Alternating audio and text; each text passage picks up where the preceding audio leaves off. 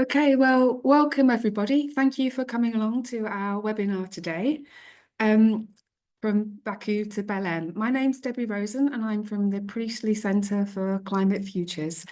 And we're here today to hear some reflections on what happened at COP29 and to have a think about the road to COP30 in Belém.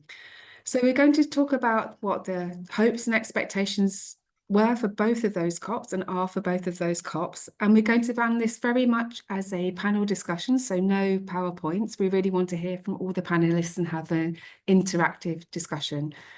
And we also want to hear from you as the audience. You have a chance to put your questions in the Q&A box, which you should see at the bottom probably of your screens.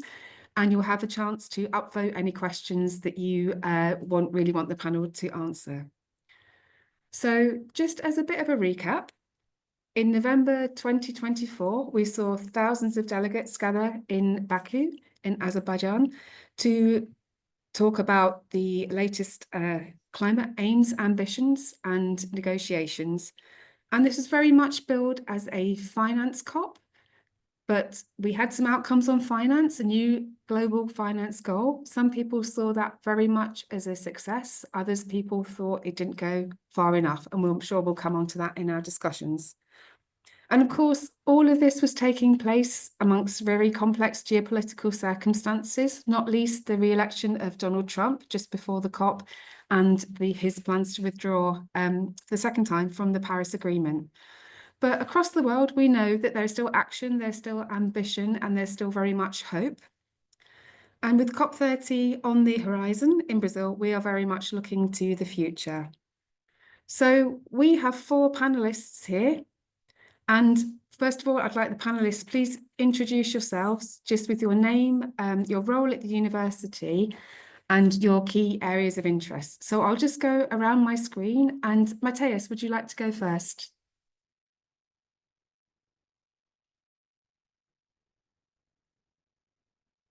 Okay, we'll go to. Can you hear me? We can hear you, yes. Oh, cool, perfect. Sorry, technical issues.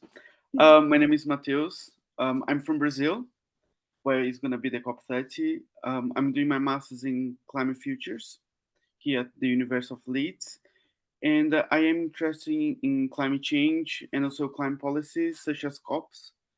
And I'm really happy to be here. Thank you. Thank you, Matthias. Now on to Trina. Hi, thanks, Debbie. My name is Katrina Flesher, and I'm a PhD researcher at the University of Leeds in the schools of law and earth and environment, and I research loss and damage from climate change, which is kind of the impacts of climate change on vulnerable communities. Lovely, thank you, Trina. On to Piers. Yeah, good morning, everyone. I'm Piers Forster, the director of the Priestley Centre and a climate scientist, but climate kind of policy person too. Lovely, thank you, Piers. And now Richard. Thank you, Debbie. Hi, I'm Richard Beardsworth. I'm Professor of International Relations. I work on the international politics of climate change. And I also co-chair with Jason Lowe in the Priestley Centre, the UNFCCC Task Force. And I'm delighted to be here. Lovely, thank you, Richard. So I'm just going to kick off with a first question to all of you on what were the key outcomes that you hope to see at COP29 in your specific areas, and how well did the COP perform against those expectations? So I'll go around my screen again in the same order. So Matthias, would you like to go first? Yes, so at COP30, I expect to see good NDCs and to see what the countries are doing. I hope to see more negotiations on finance, because we were supposed to see like $1.3 trillion. And I want to see more participation of youth, indigenous people, and marginalized communities. Lovely, thank you, Matthias. Trina, would you like to go next? What were your expectations for COP29 and how were these met? Debbie, thank you, Debbie. So as you said, COP29 was, of course, called the Finance COP, where the new collective quantified goal on finance is going to be set. which had previously been set around 2009 at a goal of kind of $100 billion a year, ideally flowing from developed countries to developing nations in climate finance. Obviously, 100 billion is a lot of money, but for a bit of context, like by around 2045, the impacts of climate change are estimated to be somewhere in the region of like $38 trillion globally. So in light of that, I was hoping to see at COP29 a really big scale up in the amount of finance committed to the new collective quantified goal on finance. And specifically, it also would have been great to see sub-goals on money for adaptation, so how people adapt to climate change, and loss and damage, which is remunerating the impacts of climate change. Against that criteria, against the hope that that would be quite meaningfully scaled up at COP29, I think the conference performed quite poorly. The eventual outcome on the collective quantified goal in finance was that the new goal is $300 billion a year by 2035. And in practice, a lot of people, particularly in loss and damage and adaptation and the overseas development aid communities, don't see that as a meaningful scale up of finance, because when you take into account what aid flows were going to be, what climate finance flows were going to be anyway, and inflation, in reality, that $300 billion a year new finance goal is a bit of a kind of business as usual from 2009. And when you think about how far climate change has come since 2009, how rapidly it's accelerating, it seems inappropriate that the scale of financial ambition felt about the same. So yeah, that's my read on my initial kind of impressions. But I'll pass over to you again now, Debbie. Thank you, and I'm sure we'll be coming back to the finance questions in the course of the next hour. Piers, how about you, your expectations and how they were met?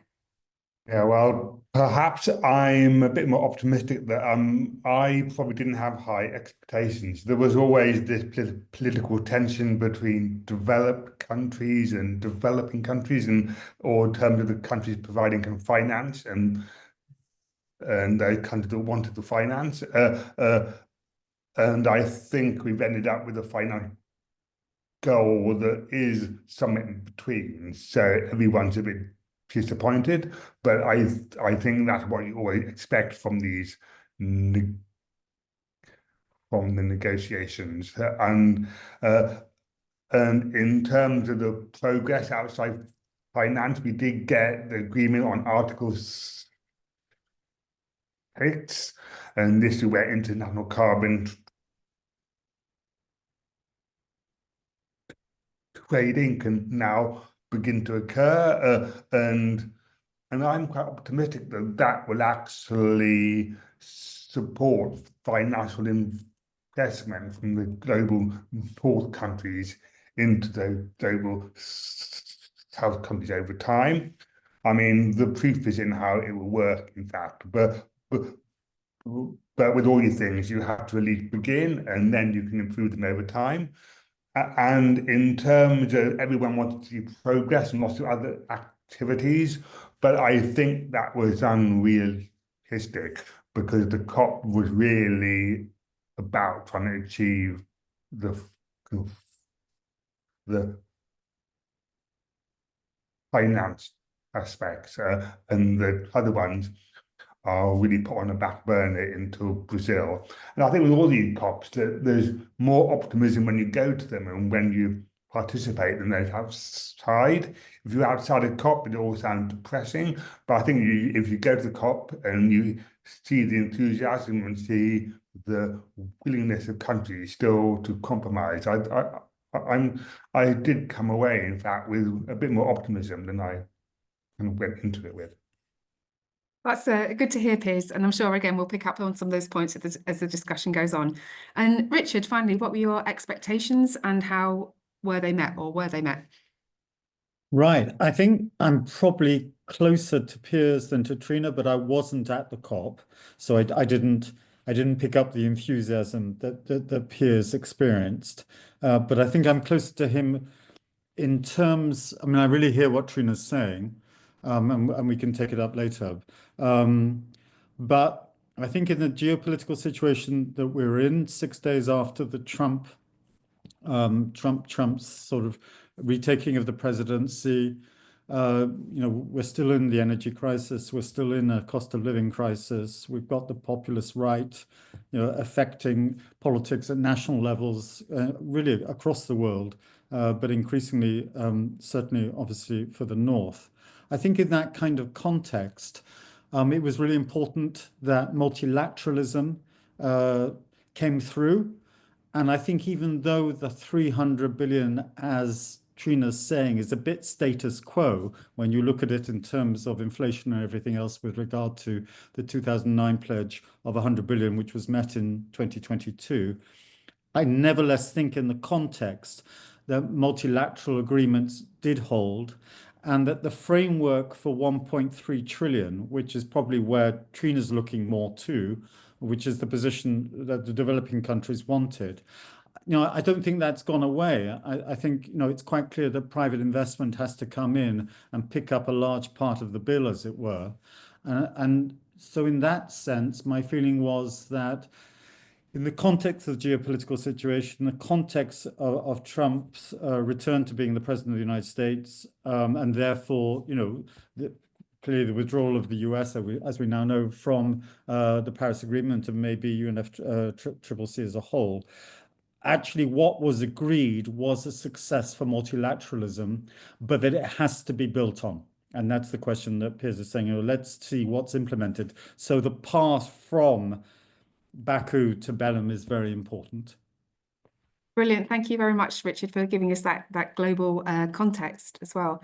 And so most of you mentioned finance in your answers. And Trina, you talked a bit about what was achieved or otherwise at COP29. But looking forward, what do we think the main challenges are for finance on the road to COP30? So what needs to happen? Trina, do you want to come back on that? Yeah, thank you, Debbie. I think that the very, as both Piers and Richard mentioned, the very obvious barrier to climate finance looking ahead to COP30 is the geopolitical context. If you look at BBC News this morning, the kind of trade wars which are ensuing already only a few weeks after inauguration of Donald Trump definitely speak to kind of the economic outlook, which impacts the kind of climate finance which countries are going to be willing and feel able to commit at COPs. But I think that the necessity for the wider context which those international flows of climate finance sits is that climate finance internationally is not simply important because the money that goes through these multilateral mechanisms is important, but also that money, when it's reliable and when it's predictable, when it's transparent, and when developing countries feel as though they have a stake in how it is being implemented, unlocks kind of investment at the national level in developing countries as well, because they feel that kind of more able and confident to invest in mitigation, adaptation, and loss and damage nationally. I think that, again, to kind of refer to what I think particularly Richard was saying there about multilateralism and how kind of that pulled through at COP29, I think absolutely COPs are sort of unique internationally for the parity among parties and the spirit of compromise that Piers was talking about. But I think that issues of trust between the global north and the global south weren't sort of resolved at COP29. As we said, it was a turbulent moment in which to hope they had been resolved, but certainly they have rumbled on and kind of strengthened in the wake of COP29, I think. A lot of developing country negotiators felt the negotiations at COP29 lacked transparency. Indeed, the least developed countries and small island developing states walked out on one of the final days of COP, almost undermining a deal. They did eventually return to the negotiations, but when the COP29 deal was gavelled through, negotiators from India said that they had raised an objection to the deal, but the deal had been gavelled through nonetheless. And it was for that reason that the language in the kind of developing country negotiating bloc, the G77, after the COP29 deal was very negative. A representative from Nigeria called it a joke. A representative from India called it an optical illusion because of that whole feeling that it wasn't actually a meaningful increase of climate finance. So I think that looking forward to Belém, there being a kind of trust between global north and global south negotiators is only going to get more difficult as the geopolitical situation sort of seems to be inflaming further. But certainly it's going to be increasingly important so that parties come to COP30 with that kind of spirit of mutual understanding, which I think developing the country negotiators felt had sort of wasn't fully there at COP29. Thank you, Trina, for that comprehensive overview. And Mateus, I saw you. Did you have your hand up there? Did you want to come in? No, or was it was a mistake? That's okay. Piers and Richard, have you got anything to add to Trina's comments? Yeah, I think I'll say very quickly on finance. I think the developments are the public and private sector finance need to be better defined.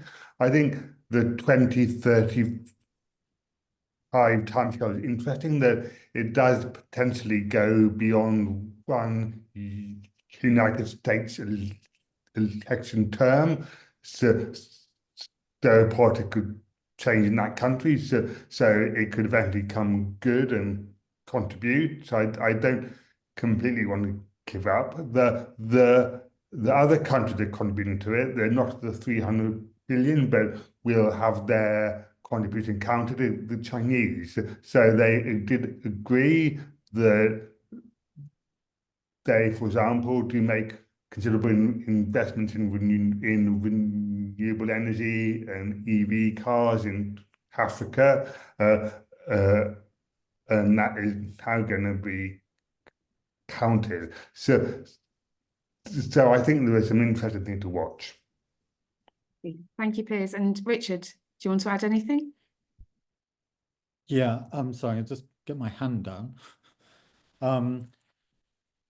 Yeah, I think Trina's point about trust between basically, let's just call it, North and South, the developed richer countries, the developing and more vulnerable countries. That point about trust is critical, but we're all aware that there's never been a lot of trust since 1992 and since the ratification of the Kyoto Agreement in 1997. Trust is not brokered, however much UNFCCC as a framework tries.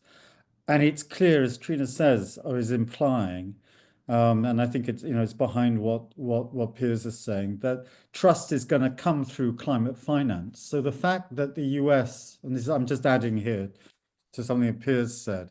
So yes, I get absolutely Trina's point about the framework, but this is a long history of mistrust.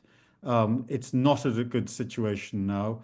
The 100 billion was finally redeemed by 2022, but the new collective quantified goal is not yet ambitious enough. But I do think within that, people are more in the financial sectors. People are more and more clear about what mechanisms are needed to leverage the monies, and private investors are much clearer how they can work with governments to achieve the larger amount that is needed from the private sectors. And I think the financial story is actually getting very interesting. I'm not a financial expert, so I can only dip into it a certain extent. But I do think climate finance is critical for the trust that Trina is talking about. And although the finance is not yet coming through at the levels that we need, Piers is talking about a 2035 horizon, the mechanisms needed to raise that finance are now becoming clearer and clearer. And I think that is a good thing, because it means that the negotiations will be in greater transparency about where the financial innovations are needed. Thank you. Me coming again. Yeah, I think we need to explain too that the finance for adaptation is considerably behind that for mitigation as well. But the UK, for example, they just submitted the latest NDC has gone in. They committed to completing the 7.5 billion of finance, but they're only committing to spending 1.5 billion of that towards adaptation. Thank you, Piers. So we've talked a fair bit about finance, and we've talked somewhat about geopolitics as well. Richard, do you want to say anything more about how more broadly, how global geopolitics in general influence these negotiations? So it's not just about what's happening at COP. We need to see everything through a much wider lens. Well, I mean, I think from the coming from the political lens, to it. I mean, I think from the very, very beginning of the COP processes, geopolitics has always been there, in the very fact that it was arranged in terms of basically developing and developed countries. At that time, obviously GDPs were very different. We know the situation's completely changed with China and India coming through, and that's part of the problem for northern countries. It's been the problem for the last 20 years. It's not as if things are becoming more and more geopolitical. I think they have been there in terms of basically the power hierarchies of the world as a whole. But the world order under American hegemony from the 1990s up until about 2010, that is, the subprime crisis from 2008 onwards, that did allow a certain set of expectations always, even if they were disappointed, and COPs are always disappointing because it's incremental and it's nudging forward, which is why the temperature increases continue and the actions necessary to mitigate and adapt properly are never quite in place, or far from it. But I think in that sort of that moment of world order, which worked with American hegemony and American leadership, and a certain kind of leadership between the US and China, which was very important for the Paris Agreement. I think that geopolitical order we're now moving out of. I mean, it doesn't matter if Trump is only in for 4 years and doesn't try, to come back at the age of 82 for a third term, and he may well try and do that. But it is clear that if the US now pulls out again, and it has, there is a basic lack of trust around that leadership. And that leadership is going elsewhere with the energy transition. And China is a major player. Piers remarked on it earlier. And I think this is what's really interesting now for the next COPs is, we've got BRICS, which is, BRICS, it's added to it UAE, Saudi Arabia, Iran, Indonesia. It's much more now than Brazil, Russia, India, China, and South Africa.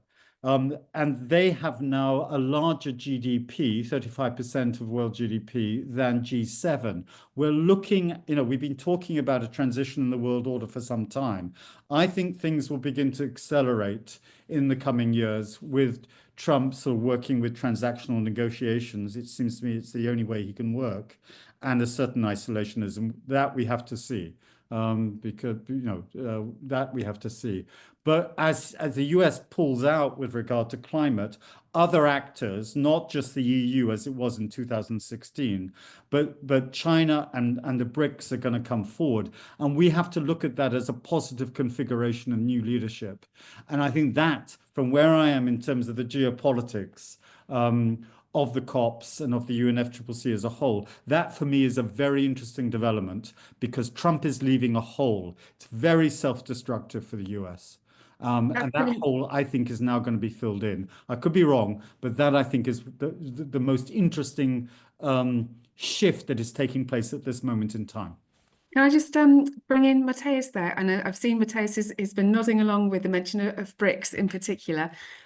So I'll bring you in, Matthias, and just for everyone to have a think about, we know that the leadership isn't coming from the US presidency, but just in your geographically and in your areas of expertise, where is that leadership coming from? And that could be not just countries, but also non-state actors as well. But Matthias, you go first. So I would just speak first that we have a president now at COP. Usually we have a president when it's happening like the COP29. The president was established in the COP28, and Brazil was a little bit late on this. We have André Corrêa de Lagos. He's a really nice guy. He works on climate change for a long time. And Lula, the president of Brazil, has said that he will bring Trump to COP30. And he said if he can, he goes to the US, get his hand, and brings to Brazil to show him around. That was the joke that he did, Lula. And when Lula announced the new president of COP, the first question was that how to bring Trump to the COP30. And he said, I don't know. He said that had the Kyoto Protocol, US was on the Kyoto Protocol, and the Paris Agreement was a way that the US could be working on climate change. And he said, if needed, he might work with the US for them to do some climate policies for the US. That's what he said in the news. But Brazil at the moment, and all the countries in the Americas are not having a good policies with the US right now. I am quite worried.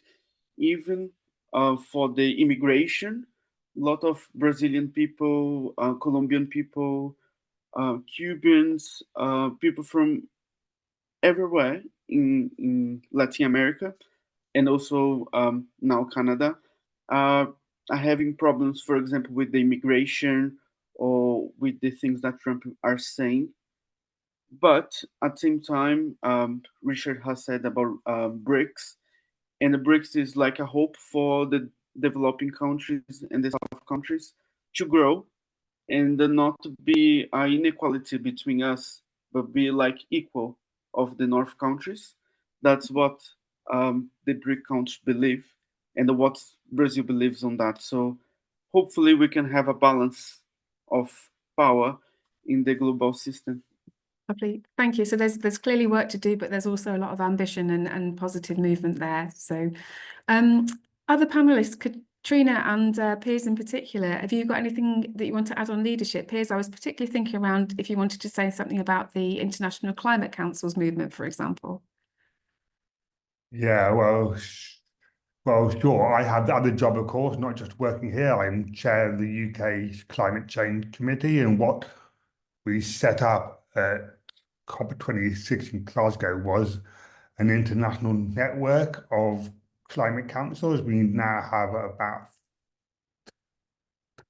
30 different climate councils from different countries are part of the network, and these tend to be groups of academics that offer independent advice to their own governments on what they should be doing to address climate change. And and what we're trying to do we're particularly trying currently to put some heat onto the NDCs that are going to be contributed by different countries. So the idea is that this month of February is the target deadline for countries to submit their NDC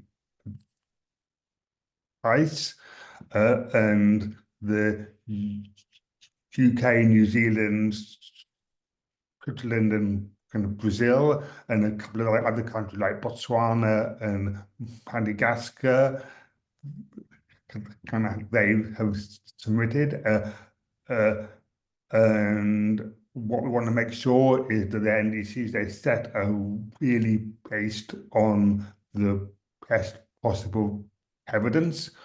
And this evidence goes two ways. It does go on what a country should submit to doing, but then also what is in that country's capacity to deliver. And we try and, as much as possible, support the evidence that goes into that. And this sort of works, but the climate councils are under increasingly political pushback, often from other countries. Like, for example, when the Canadians have their election coming up, there's a good chance that their whole climate council could be disbanded. So yeah, so it's interesting to see if they will continue to work when we have the changes in geopolitics. We had interesting discussion with the Chinese, and the Chinese do have a sort of committee. What I think they could do is go to a carbon budget approach to try and reach their own net zero target. And the same is happening in kind of Brazil and kind of South Africa too. So I sort of think these interim targets to ultimately get to your overall net zero target are a really compelling way to try and get that kind of shorter term action, and to try and kind of translate what is agreed at the COP negotiations into what individual countries should try and do.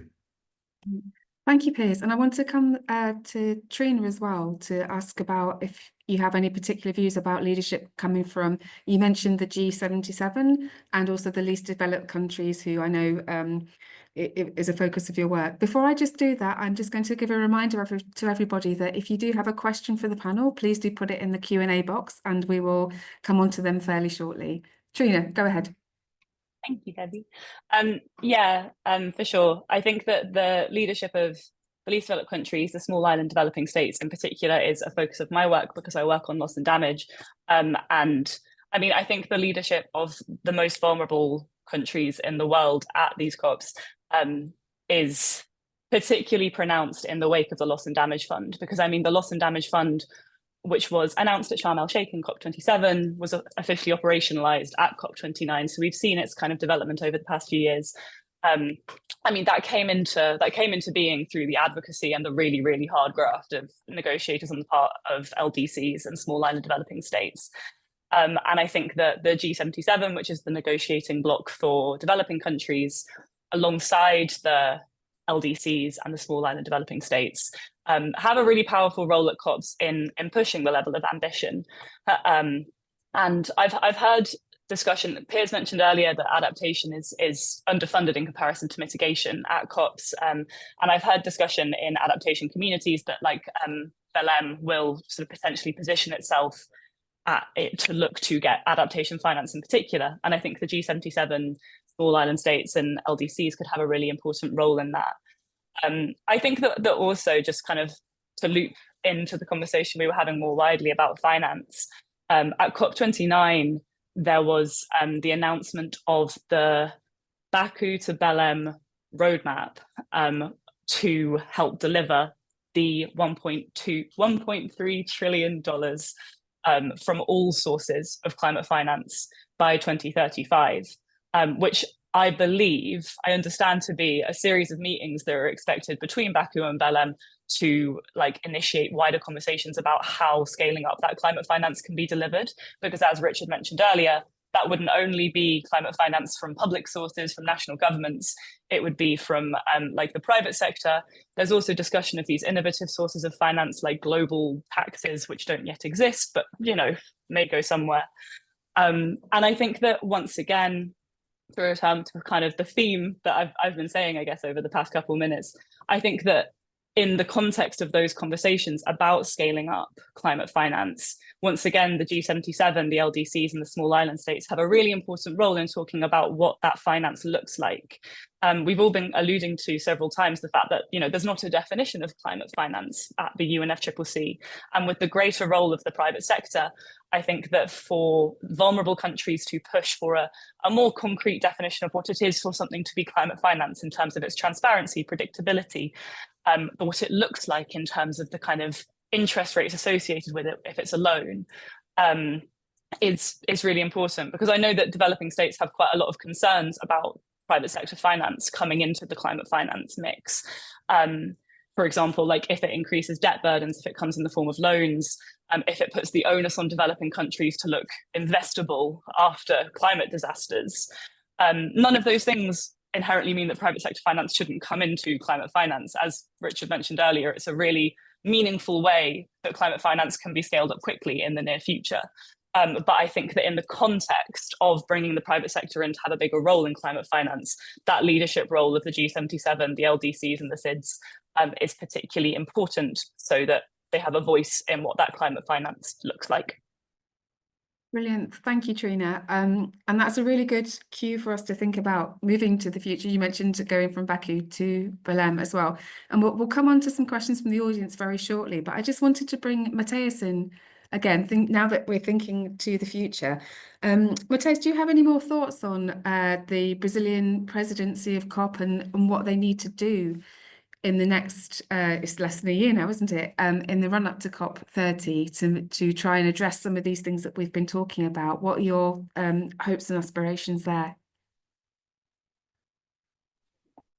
There are a lot of things to do. I would start think about the infrastructure of Belém. Belém is not like a big city like São Paulo, so doesn't have infrastructure to get more than 60,000 people. And they recently had a flood in Belém because of strong rains. And I think we should think first about the people that lives in Belém and change all the infrastructure and help them with housing and everything. And the second thing that I would do if I was the president was thinking about the indigenous people, the Ribeirinho. That's the people that lives on the sea, or on the sea, no, sorry, the river.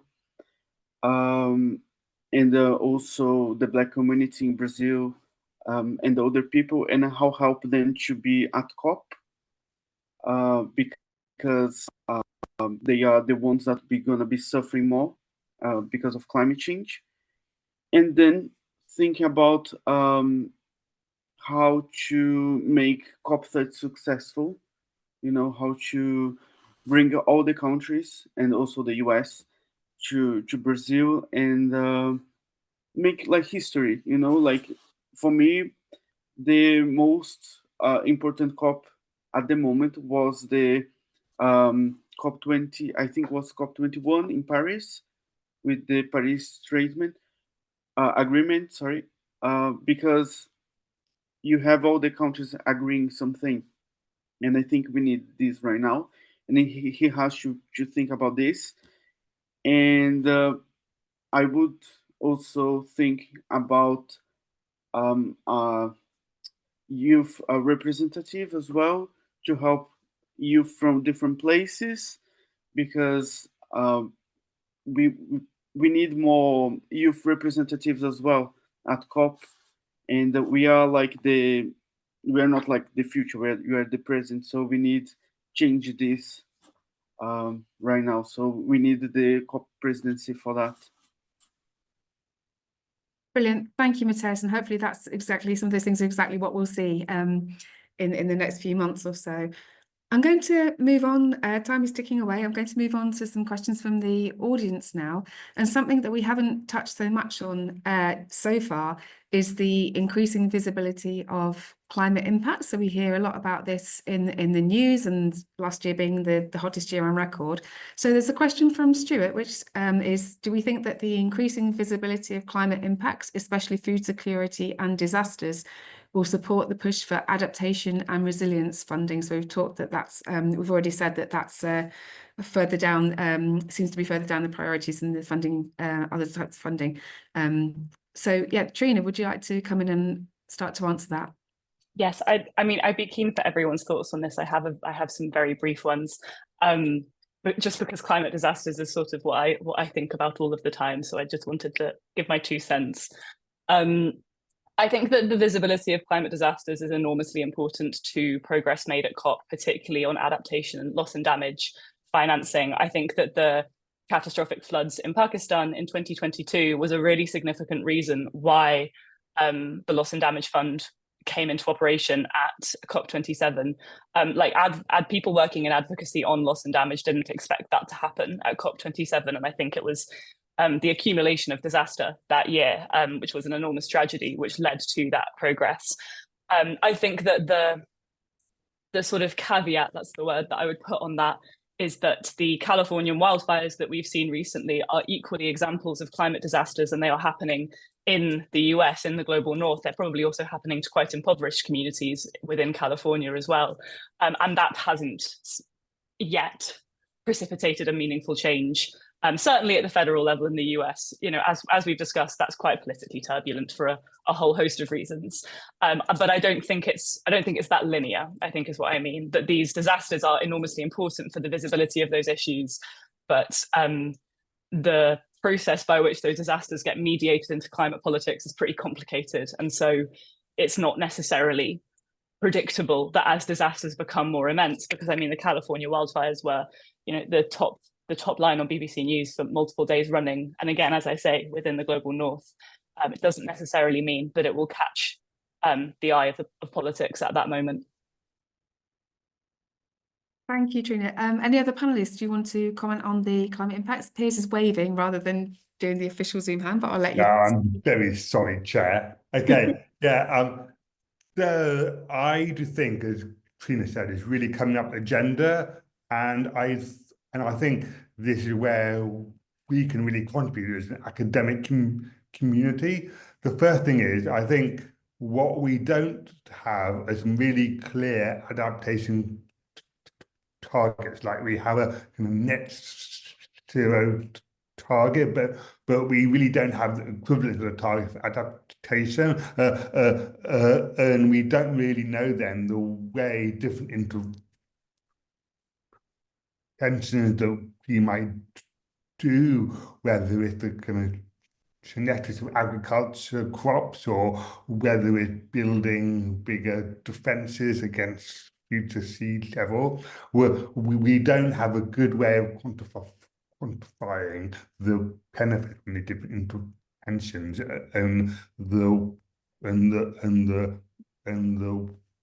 way they might help us towards our adaptation targets. So I sort of think this is something that we've been a bit had at as an adaptation community, where I think, I mean, perhaps I'm too scientific, so I'll be interested to see what the more social science community to think of this. But I think, as far as the UNFCCC concerned, some very hard target that we can hopefully deliver against there, I think would be a good way of trying to really push it up the agenda. Thank you, Piers. And luckily we have someone who I hope can speak to the social sciences angles with their hand up at the moment. So Richard, did you want to come on that point as well? Oh, you're still on mute, Richard. Yeah, just very quickly, because there are lots of questions. I just adding to take very much the point that Piers has been saying about targets in adaptation, in comparison with those on mitigation. Where, I wouldn't disagree with Trina. I think that was a lovely take as a whole that Trina gave us. I do think that the wildfires in America, it's being attributed about 25% is climate. That there are lots of problems about where building, where houses are built and so forth, and how the ground is cleared. There are other questions which don't immediately rebound to climate impacts there, and it's really important that attribution work, scientific work, goes on, because it is convincing. What I just want to add is it has had a huge effect at state level, not at federal level. It's not going to have an effect at federal level for the moment. We know that, given the regime in place. But at state level, it's had an awful lot of effect. And there will be a lot of climate litigation coming into place, which is going to look for funding, because that's the question from Stuart, from the majors. Yeah, from the oil and gas majors. And I think that is a very interesting development to look at. Thank you, Richard. And as you said, oh, Matthias, go ahead. Yes, the reason why I said that the president of COP30 has to see first the people is because imagine here in Leeds, you have a massive flood, and a lot of people are affected by these floods, lose their houses and everything, and lose a lot of things. inside the house. Then in a few months, is going to have an event to speak about climate change. You know, so we have to think first of the people that are being affected, and the people in Belém are gonna welcome everyone from around the world, and they are already being affected by climate change. So the government has to do something first with them, then after thinking more about the COP30. That's what I believe. And there is a really good phrase for everyone to think, that's from Chico Mendes, that's also a person from the Amazon, that is ecology without struggling class is gardening. So we have to think in the ones that's suffering right now, then we have to make the changes. Yeah, I think that's a really, really important point to consider as well in terms of, and it brings us on to another question I think that's been posted here, and we've also been thinking about, which is around the relationship between what happens at COPs themselves and our societal expectations from the outside of what can be achieved at COPs. So there's a question around, will COPs, do we think COPs will ever create significant enough progress, or are they more of a political discussion? So, Richard, do you want to have a think about that one with the politics to start off with? Yeah, I'd like to hear Piers very much on this. My own feeling is that, you know, it's important the COPs are there. I don't think they're a political stunt. I think they can't, their successes are minimal, but it is very important that there is a multilateral order in place with regard to climate mitigation, adaptation, and loss and damage across the world. This is the only global framework. It can't be replaced. New actors and new leadership are emerging within it. And it may well be, it's in relation to another question I saw, that actually the new configurations of climate leadership that come through are able to create more trust and that more action can take place. But I am one of those. I know it's a very boring line. This is the only game in town at the multilateral level, and we need to hold to it. I do think over time it has reduced the average temperature increase, the global temperature increase. You know, we're at the moment between 2.6 and I think 3.2. Piers may want to come back on those figures. We have brought the temperature increase down. We're obviously you know, not going to meet 1.5, so the target will become, I think, probably increasingly 2, or we will think it not as a target particularly, but as a zone of variability around 1.5 to 2. I'm not sure about that, but I do think a multilateral order where countries of the world come together despite and in the context of geopolitical tensions is very important, however little things seem to have achieved. But just add to that, I think it is critical that we get the COP28 energy package agenda back on to the conversation. That is to say, the transition from fossil fuels, the tripling of renewables, and the doubling of energy efficiency. I think that is crucial for progress to take place. But with that has to come the finance. So it's a complicated game. It's always disappointing, but there isn't another game in town. I know it's a boring line, but I hold to that from the perspective of looking at the international politics of climate change. Brilliant. Thank you very much, Richard. Piers, do you want to come in? You were the one at the start who was more optimistic side of I'll come in things. very quick. I think the multinational stuff isn't going as quick as it has to go. So I'm really looking to good bilateral agreements between countries like the UK and kind of Brazil to work together, for example, would be a really good one to exploit currently. And then the role of strong subnational actors as well. So I think we want to try and focus our attention on things where we can see things going a bit quicker. Great. So we need to go further and also faster by the sound of things. Great, thank you. So we have a question in the Q&A box about the groupings that countries form to address climate action and ambition, and the the specific question is about the BRICS countries. Do we need those groupings of countries, or do we need other groupings to address climate action? And I think it's worth saying that in a COP, there are always multiple states coming together in different configurations and formats. But particularly, I'm interested in Matthias and Trina, what you might think about this question. Do we need different groupings of countries now as the world changes, or just tell us a bit about how things work at a COP as well? At COP, I found the BRICS people really united, but they were focusing more on green energy, than mitigation or anything. And I know China is the most producer of solar panels, for example, and they were like trying to sell this, for example, to other BRICS countries.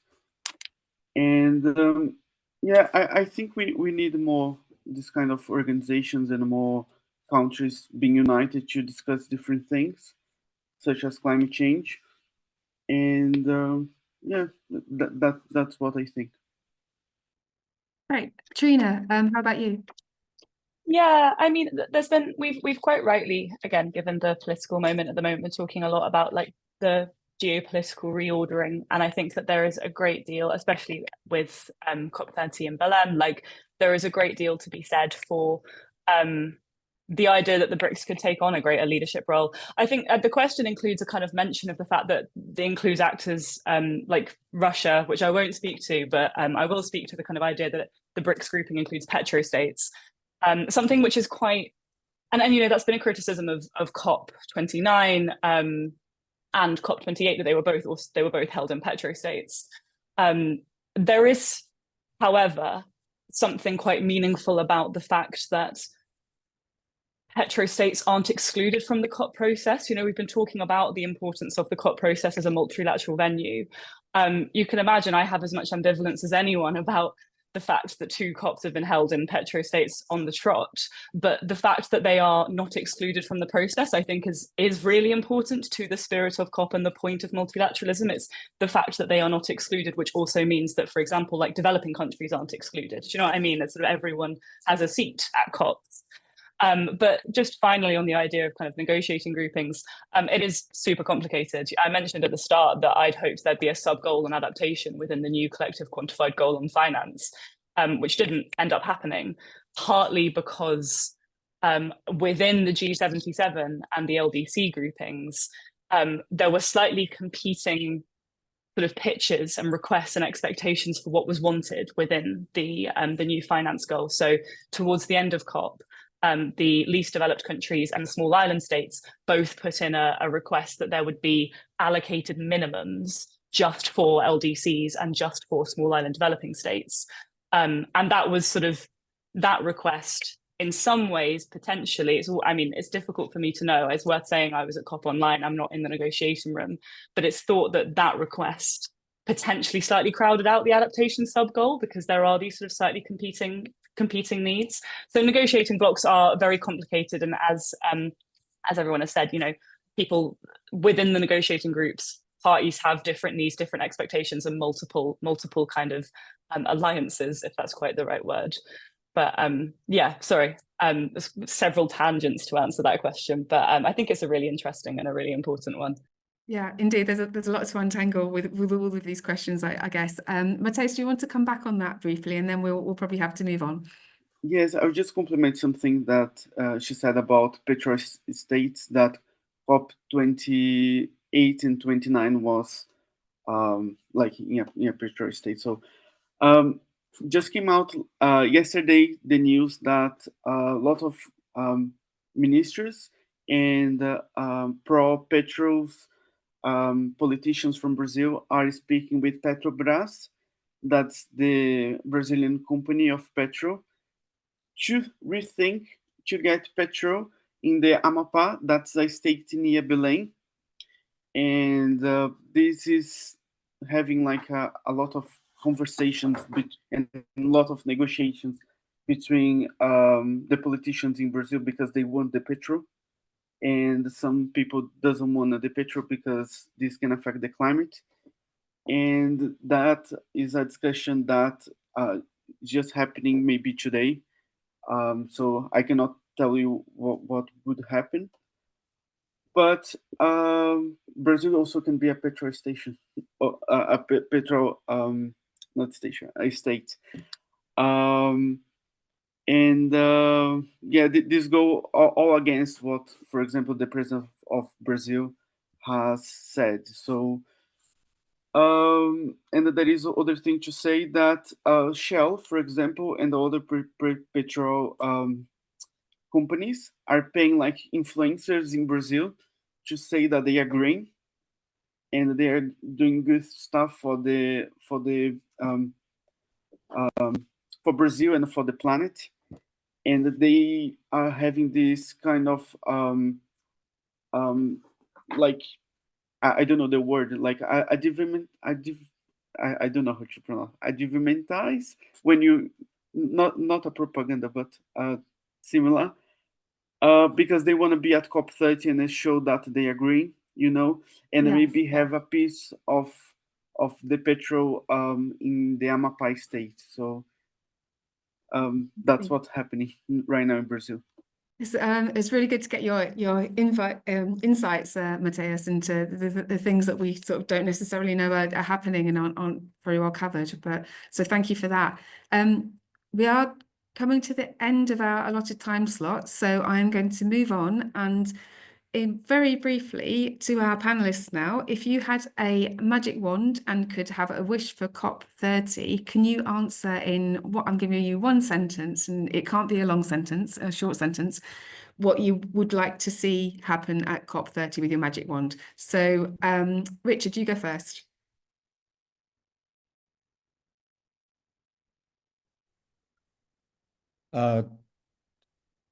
Three things. One, that the terms by which the climate finance goals are to be achieved by 2035 become very clearer, and that the mechanisms by which they are going to be achieved become much more transparent, accountable, and the actors within them begin to identify themselves much more. That'll be the first one. The second one would be that Richard, I'm afraid I'm only going to give you one magic wand wish because we do need to move on. Oh, it's one wish. Well, there we go. Wish, there you go. Piers, you go next. Okay, to get good independent advice and to do what their independent advisors tell them. Fantastic. Thank you, Piers. Trina?